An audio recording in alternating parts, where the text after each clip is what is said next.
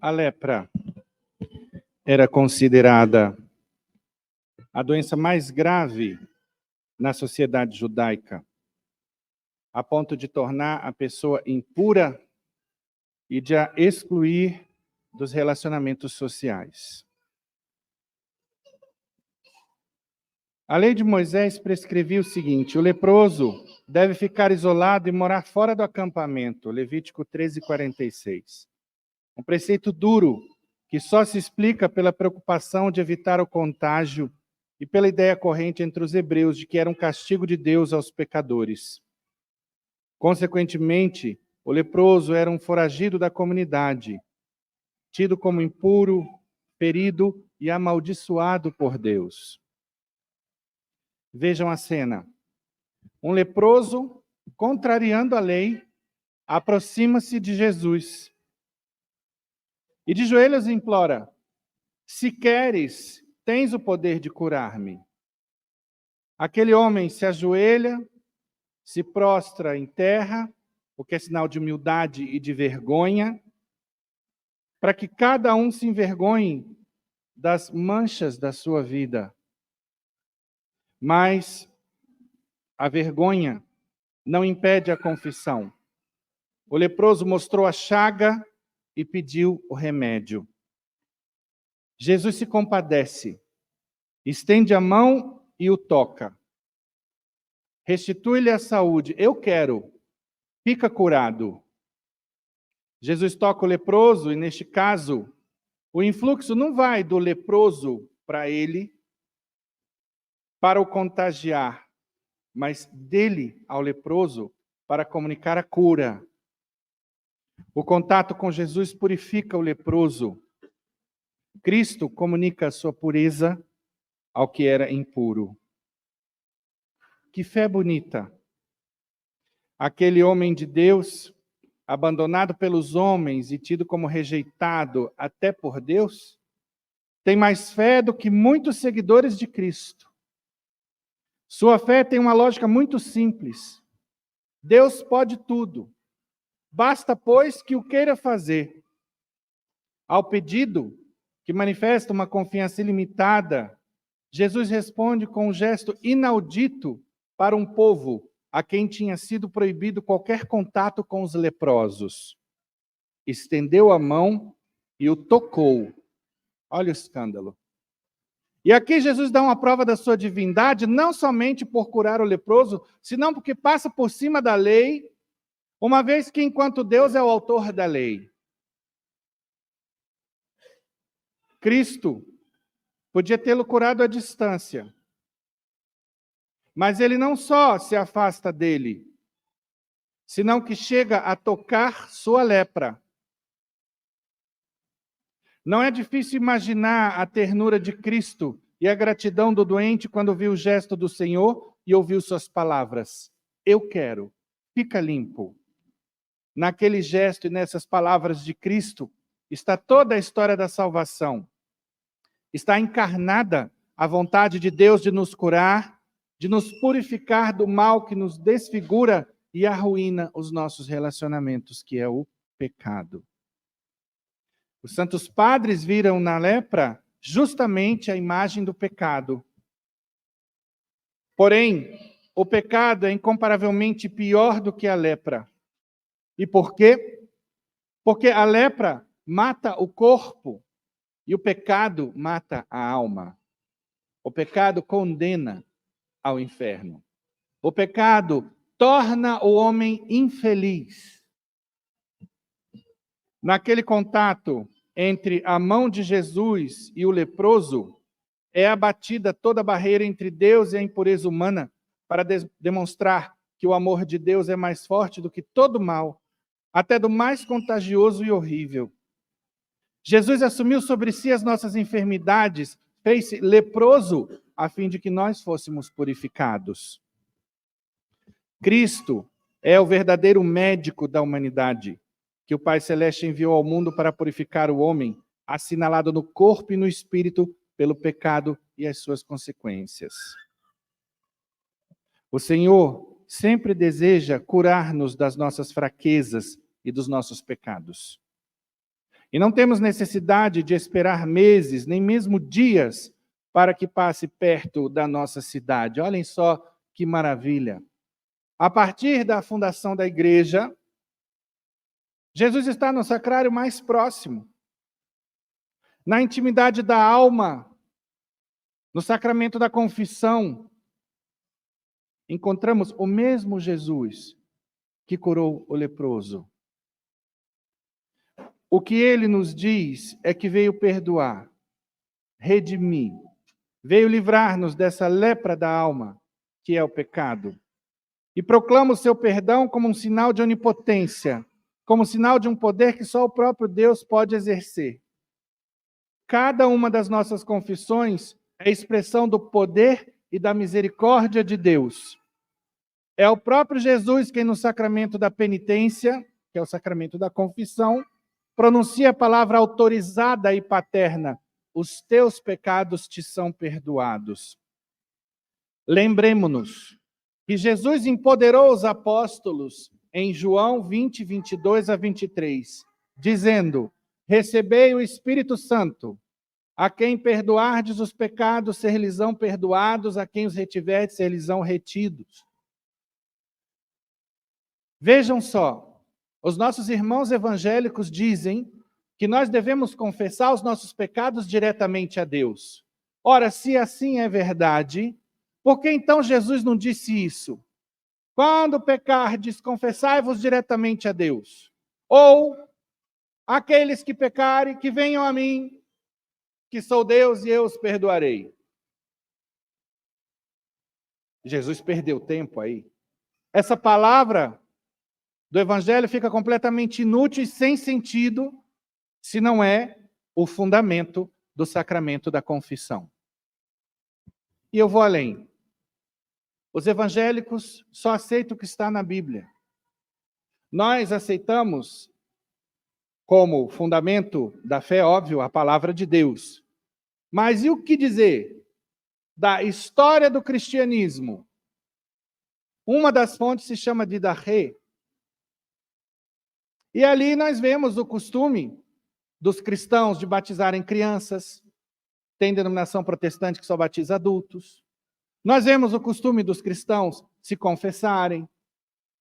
Quem vai a Roma, quem vai a uma catacumba, vai ver imagens nas sepulturas dos cristãos. Imagens que são condenadas no protestantismo como idolatria. Ora, ali nós tínhamos as primeiras testemunhas de Cristo que teriam combatido todo e qualquer tipo de heresia. Teriam corrigido o erro daqueles que estariam se confessando com os homens e não diretamente com Deus. E não foi isso que aconteceu. O protestantismo não se sustenta. É toda uma criação que engana o católico mal preparado e ignorante. Daí o bordão: católico ignorante, futuro protestante, com respeito aos nossos irmãos protestantes, aos bons protestantes. Porque quando a gente fala isso, é com amor de pai. É com zelo. Querendo que os católicos não percam dois grandes tesouros que os evangélicos não têm, que se chamam confissão e eucaristia. Grande perda e grande risco para a alma dos fiéis. Então é essa a ideia. Não da crítica pela crítica, não de atirar pedra na casa do outro. Podemos e devemos dirigir também nós ao Senhor a invocação do leproso do Evangelho. Se queres, podes limpar-me. Primeiro devemos reconhecer nosso mal e mostrar as chagas a quem pode curá-las. O sacramento da reconciliação realiza essa limpeza, essa purificação. Assim, desaparece a lepra do pecado. Cada vez que arrependidos nos colocamos aos pés de Cristo, reconhecendo nossos pecados, podemos escutar uma frase equivalente ao quero, fica limpo. Quando o padre diz, eu te absolvo dos teus pecados. E aí eu repito, na Igreja Católica, só vai para o inferno e só vai para o purgatório os negligentes, os preguiçosos, os ignorantes. Porque a Igreja dá todas as condições de morrermos e irmos direto para o céu. Então, a confissão nos dá um novo ser. E desse novo ser e dessa nova alegria que encontramos em cada confissão, devemos querer partilhar com aqueles que mais estimamos e todos aqueles que passam por nossas vidas. Hoje é triste ver muitos católicos, especialmente pessoas da terceira idade, que não se confessam mais. Que acham que não tem pecado. Tem gente que senta no confessionário e fala, que pecado que eu tenho, padre? Fala, vai fazer um exame de consciência que você vai ver. É impossível passear pelos 10 mandamentos, 7 pecados capitais e 5 mandamentos da igreja como matéria mínima, isso sem considerar as omissões, que é o bem que eu posso fazer e não faço, e não encontrar nada. Eu já começo dizendo, seu primeiro pecado é a soberba. Está se achando. Bom, levar muitos a aproximar-se do sacramento da confissão é uma das tarefas que Cristo nos confia nestes tempos em que muitos se afastaram daquilo que mais precisam, o perdão dos seus pecados. Precisamos ajudar muitas pessoas a verem que a sua tristeza e o seu vazio interior provém da ausência de Deus em suas vidas. É o que eu tenho dito. Essa pandemia de doença psiquiátrica tem raiz em uma crise de fé, esperança e caridade. Esse é o meu campo de estudo hoje em dia. A doença psiquiátrica, que não tem a raiz bioquímica, porque tendo raiz bioquímica é bioquimicamente curada, ela tem sim uma raiz espiritual. Que não é, quando a gente fala de raiz espiritual, um trabalho de macumba que fizeram para mim, o diabo que está em cima de mim. O povo de Deus tem esse tipo de fetiche. Por quê? Porque não olha para si, não vê as suas negligências, não vê a sua ignorância, não vê a sua preguiça. Porque fica esperando que Deus faça tudo. Se eu não fizer a minha parte, vamos lá para Santo Agostinho, doutor da igreja, Deus que te criou sem ti não vai te salvar sem ti. Ou eu coopero para a minha salvação, colocando os atos que da minha parte me são obrigatórios, ou não tem salvação. Acabou. E vejam como o protestantismo deforma os ensinamentos de nosso Senhor. Lá, basta você aceitar numa cerimônia solene Jesus como seu Senhor e seu Salvador, você passou o papel para ele, ele vai ser seu advogado na hora da morte. E aí, bora para o pecado. Não que eles convidem, ninguém é o pecado, não convidam. Mas, o que sobra? Essa certeza de que Jesus vai ser meu advogado. Então, se eu pecar, tudo bem. Não preciso me confessar. É só falar para Deus, está tudo certo. No catolicismo, pelo menos, a gente tem aquele encabulamento de chegar, sei lá, a 7ª vez no padre falando o mesmo pecado.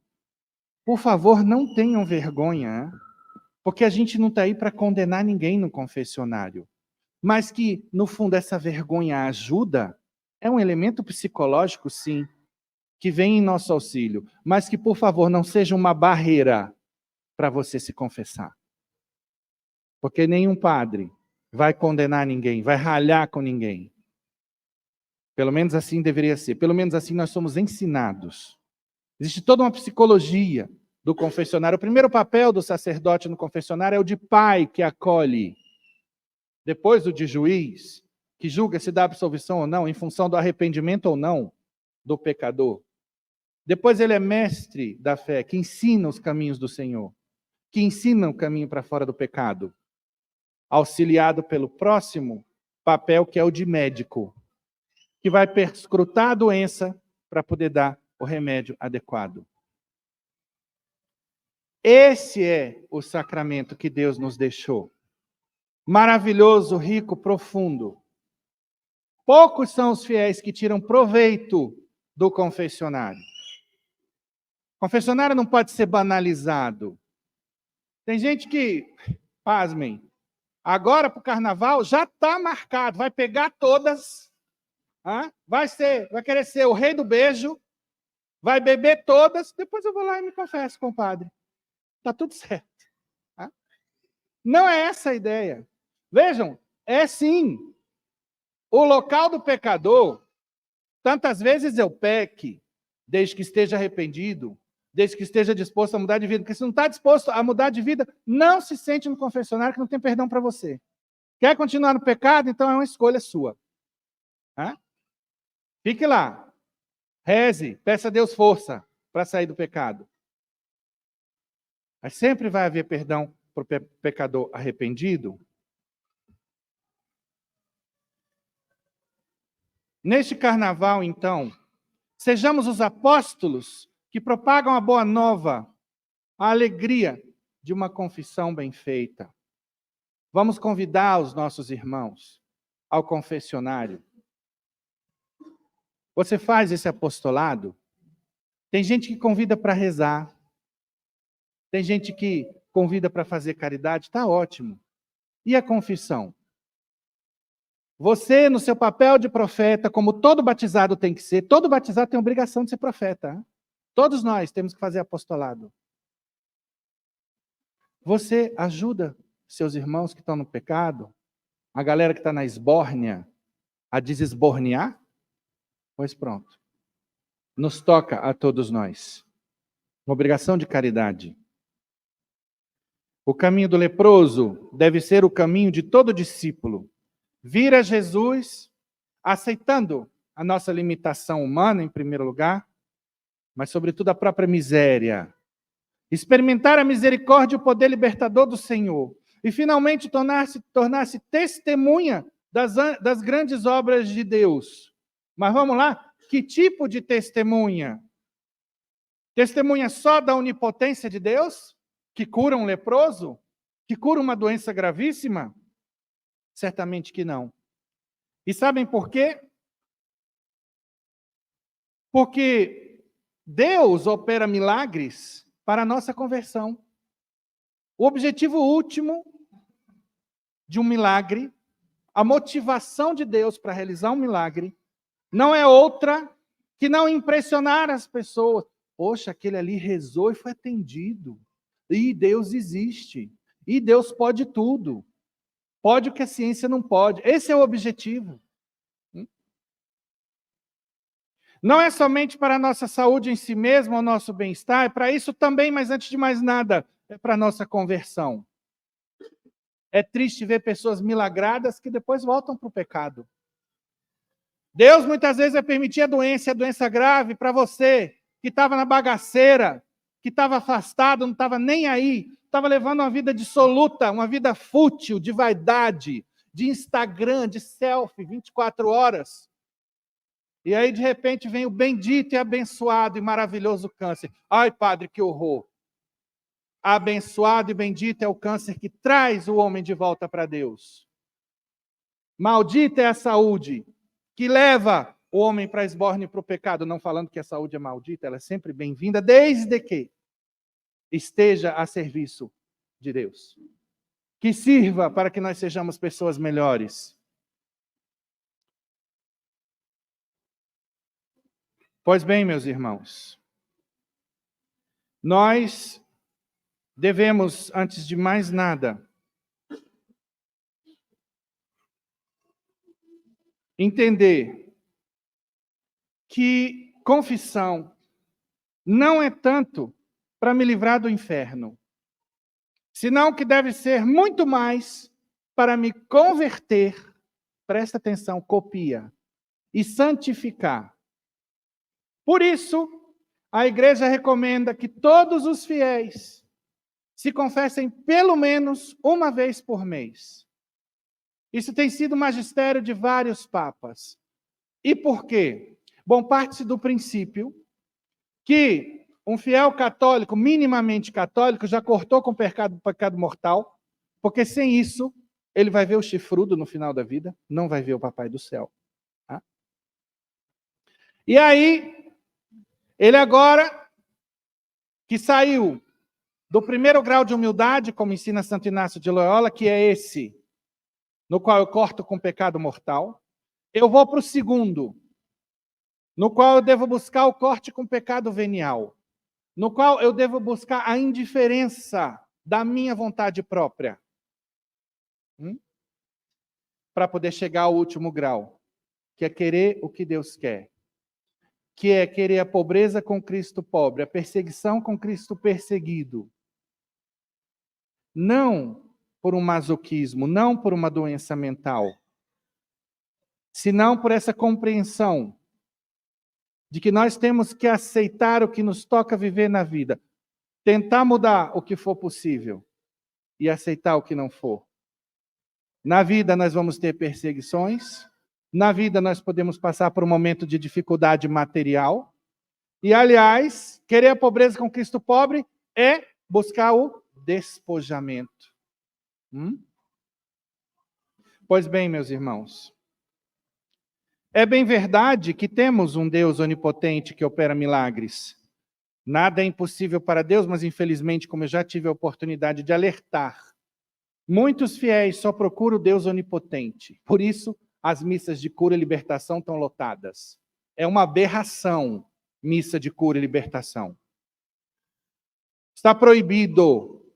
Quem conhece bem a doutrina da igreja sabe que em toda missa o fiel pode se curar e se libertar. Falar de uma missa de cura e libertação é querer insinuar que existe uma missa mais poderosa do que qualquer missa. Isso é heresia. Toda missa tem o mesmo poder. E o elemento mais importante para a cura, qual era? Aquilo que Jesus dizia quando operava qualquer cura, qualquer milagre. Vai, a tua fé te curou. Então não é a missa do padre fulaninho, não é aquela missa de libertação que tem o poder de me curar. É a minha fé, antes de mais nada. Bom, obviamente que está tudo certo. Procurar Deus na hora da dificuldade é melhor do que procurar cigana, benzedeira, passe, pombagira. Que, aliás, em nossa fé está proibido. Qualquer tipo de recurso ao espiritismo está proibido. Hoje a gente vê fiéis num grau de ignorância, tamanho, que fala, não, eu estou indo lá no centro, com todo respeito aos irmãos que professam essa fé, para receber um passe. Não, né, padre? Todo mundo vai estar orando, a intenção é boa? Não! É abominação a invocação dos mortos. Um católico não pode fazer isso. Ou a sua fé está em Deus, ou está naquela entidade que está sendo invocada.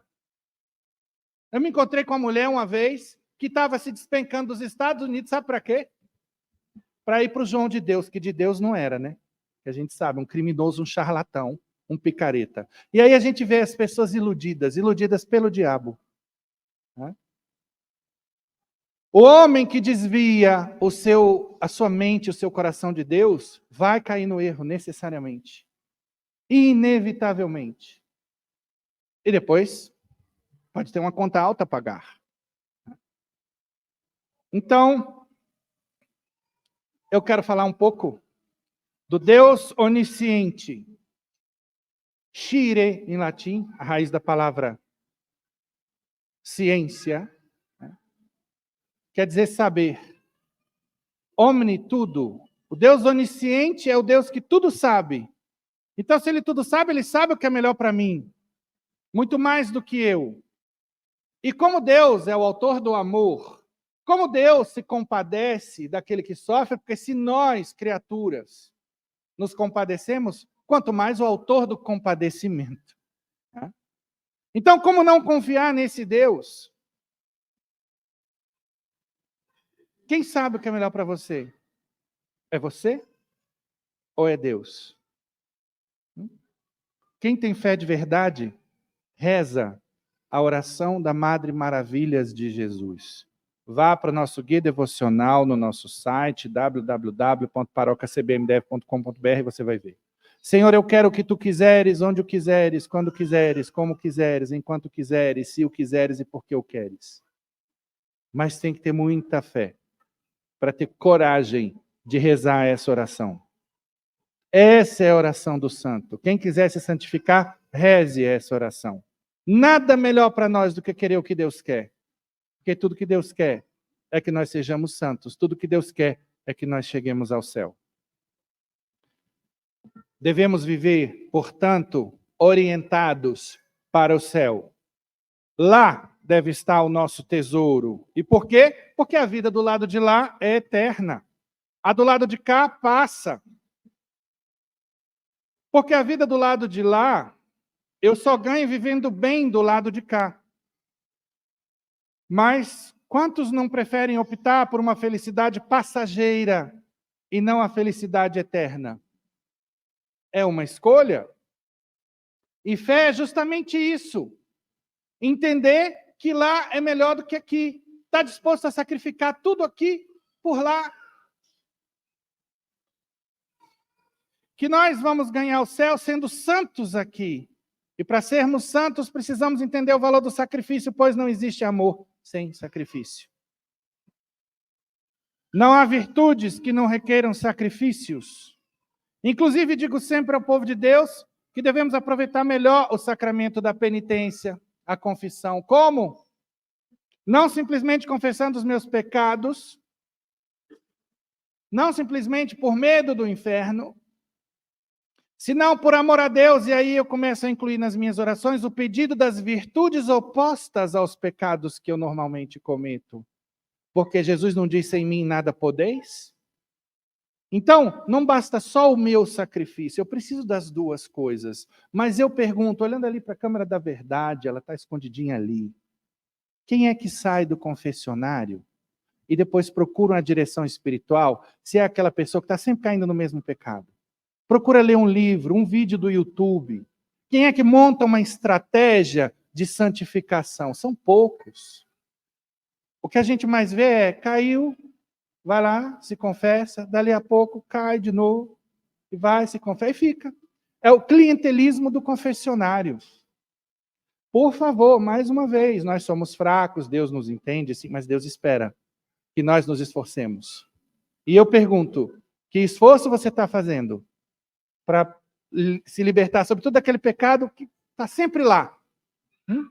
Na direção espiritual, a gente ensina o fiel a procurar o defeito dominante.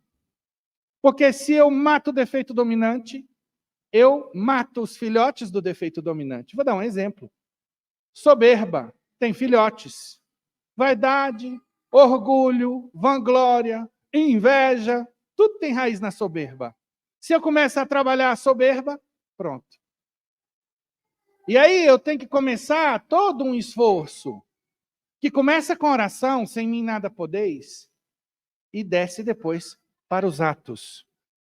Então esse é um uso santo do confessionário, útil do confessionário. E vamos lá. Vocês sabem quais são os principais pedidos que nós devemos fazer a Deus? Anota aí. Pega o tablet, tira o celular, anota no bloco de notas. Conversão, santificação, perseverança final e salvação. Todo dia peça isso. Devemos pedir não para viver muito, nem pouco, senão viver o suficiente para nos salvarmos. Inclusive, eu tenho ensinado um parabéns para você, moçada, vocês crianças aí, aprendam. Quando vocês forem a aniversário agora, daqui para frente, chama os amiguinhos e fala, vou ensinar um parabéns para você, católico, para vocês. Sabe como é que é? Parabéns para você, nessa data querida, muitas felicidades, santidade de vida. É isso que a gente tem que desejar. De que adianta eu desejar muitos anos de vida se a criatura vai morrer na bagaceira? Lá no final, de que adianta viver até os 90, aos 100 e morrer no pecado? Melhor morrer novinho. As pessoas às vezes ficam, meu Deus, como é que pode? Deus levou essa criança inocente, levou para o céu, não teve nem tempo de pecar. Para de reclamar. Aceita que dói menos, como dizem no popular. Porque não é seu filho, padre. Se fosse meu filho, eu teria essa fé. Eu já passei por todo tipo de luto. Perdi pai, mãe, avó, tudo, menos irmão. Mas também se perder, meu mundo não vai cair. Amo meu irmão de paixão. Vai doer, vou chorar, vou abraçar o caixão, vou urrar, mas passa. É o expurgo. Cada um reage de uma maneira. Um vai ser no silêncio, o outro vai ser no urro. expurga, acabou. Aí depois tem que vir a conformidade. Porque para mim a coisa mais importante é que meu irmão está na caminhada de Deus. Isso é o mais importante. E isso é o que nos consola. A nós que perdemos a Raquel aqui. Tá? Nós vamos sair, os amigos da Raquel, está combinado aí, para comemorar a entrada dela no céu. Temos que acabar esse tipo de luto arrasado. Como é que vai? Está tudo bem? Tá mais ou menos. Como assim mais ou menos? Se teu pai e tua mãe foi para o céu, criatura. Precisamos mudar o nosso programa. Quem vive orientado para o céu tem outro programa, pensa diferente, age diferente. Bom, então, esses são os principais pedidos que nós devemos fazer a Deus.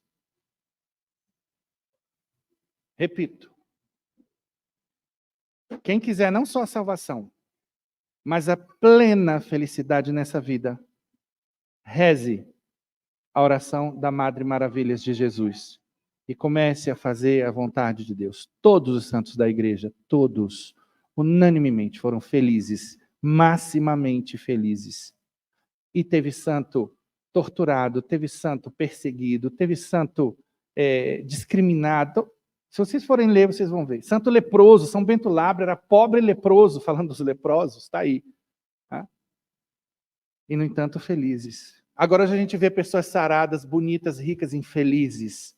Rivotril já nem na veia, supositório, tudo quanto é jeito, não funciona mais. Tá? Por quê? Porque o problema é outro. A raiz está na alma. E aí, se não cuidar da alma, você não vai se curar da sua ansiedade. Você não vai se curar da sua depressão. Você não vai se curar de nenhum problema psiquiátrico. Aí o toque vai comer você. O pânico vai tomar conta da sua vida. Por quê? Porque a sua fé não está no Altíssimo. Porque o seu existencial não está estribado na oração, na Eucaristia, nem na caridade. Menos Rivotril, mais Eucaristia. Preciso fazer uma denúncia. Mais uma. Cuidado, você que está há anos na igreja, na fezinha feijão com arroz. O que é isso? Aquele católico basiquinho. Vai à missa no domingo, não falta, não perde nenhuma missa. De noite reza um Pai Nosso, uma Ave Maria, um Glória. Dá um realzinho de esmola ali no sinal e está tudo final do ano junto uma roupinha, dá lá na instituição de caridade, beleza. Está tudo lindo, está se achando um santo. Esse é o primeiro degrau. Mas e o segundo, terceiro, quarto? Quando é que a gente vai subir? Nós precisamos evoluir. Tem gente que está na igreja por tradição, porque desde menino vai à igreja, aí você pergunta o que é a missa, não sabe nem o que é, mas está lá. Tudo bem? Esteja, de qualquer maneira. Mas se está na missa e não sabe o que é, procure saber. Porque senão daqui a pouco vira protestante. Ai, padre, eu cheguei lá na igreja, a igreja Caminho do Céu, e foi uma vibe, uma energia. De repente a galera estava toda em cima dos bancos, tá? E batendo palma, aquela coisa. Diferente da igreja católica, senta, levanta, ajoelha, aquela coisa mecânica. Pelo amor de Deus. Cada um desses movimentos tem um significado, tem um porquê. Vocês estão sentados porque essa posição é melhor para você escutar uma homilia. A gente se ajoelha em reverência a Deus Altíssimo, que desce do trono de glória dele para ser alimento para nós aqui. Solenemente ficamos de pé para escutar a palavra de Deus. Então tudo tem uma razão. E a nossa motivação muda quando a gente sabe o porquê. Mas o ignorante não sabe. E aí qualquer vento emocional o leva. Porque hoje se vive uma fé de emoção. E nós precisamos de uma fé que esteja assentada sobre a razão, razões para crer. Tem um livro aqui na livraria, do Scott Hahn. E toda terça-feira você vai ter um encontro comigo, adiantando um dos avisos. 19h30, começando em março. A formação espiritual aqui na capelania. Eu, às vezes, evito até de chamar de catequese, porque quando a gente fala catequese, as pessoas acham que é formação para menino de 7 anos que vai fazer primeira comunhão ou adolescente que vai fazer crisma. Não. É uma formação profunda na fé católica. Aqui, nesta paróquia, o catequista sou eu. Venha, eu garanto a vocês, você pode ter todos os sacramentos. No mínimo, e você que é de caminhada, vai ter uns 60% de novidade no nosso programa aqui.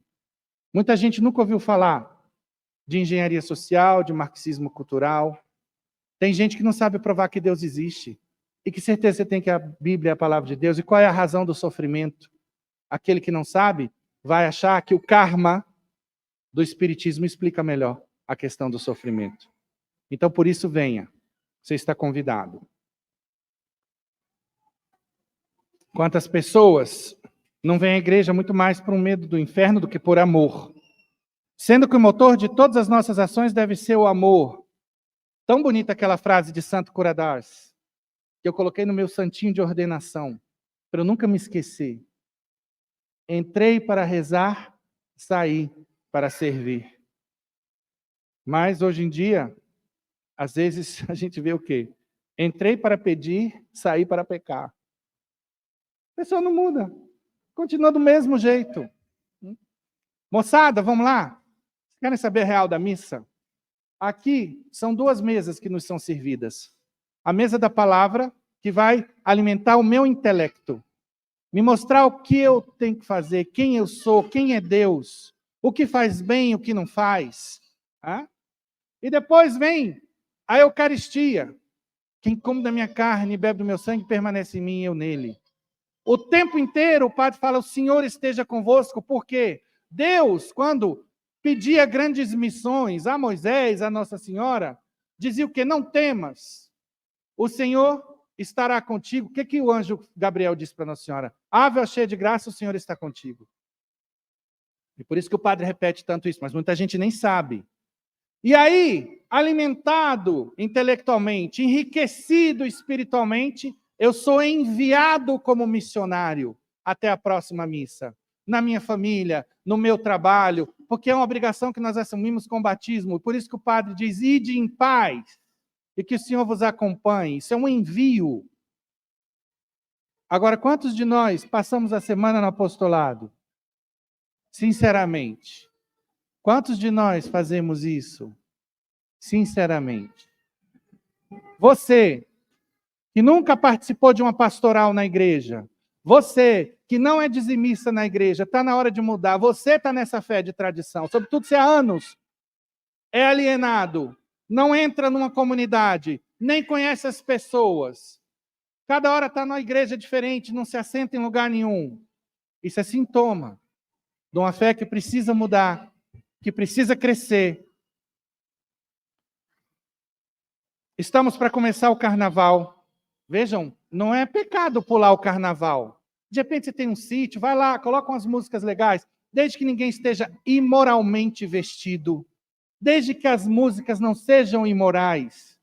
Aquelas marchinhas de antigamente, né? Ô jardineira, porque estão tristes. Bons tempos aquele, né? A senhorinha ali até riu. Não é isso? É. Ah, era legal. Mas hoje a gente não pode cantar nem a cabeleira do Zezé, porque senão vem um processo em cima e por aí vai. Né? O mundo está ficando chato, ficando neurótico. Mas não é problema. O carnaval saudável. Agora, aproveite que é feriado, que vai ter tempo. Medite, reze. Tem pessoas que procuram retiros de carnaval, né? Então, assim, a gente se santifica, a gente santifica aquilo que está aí no mundo, a gente dá um belo testemunho para os nossos irmãos. Mas é tão triste ver carnaval como uma época de pecado. E aí, para alguns católicos, depois eu vou lá e me confesso, está tudo bem. O santo tem ojeriza do pecado. No início da conversão, a gente não vai ter ojeriza, porque todo pecado é prazeroso. Mas na medida em que a gente vai se tornando cada vez mais espiritual, as coisas carnais vão gerando aquele fastio. Né?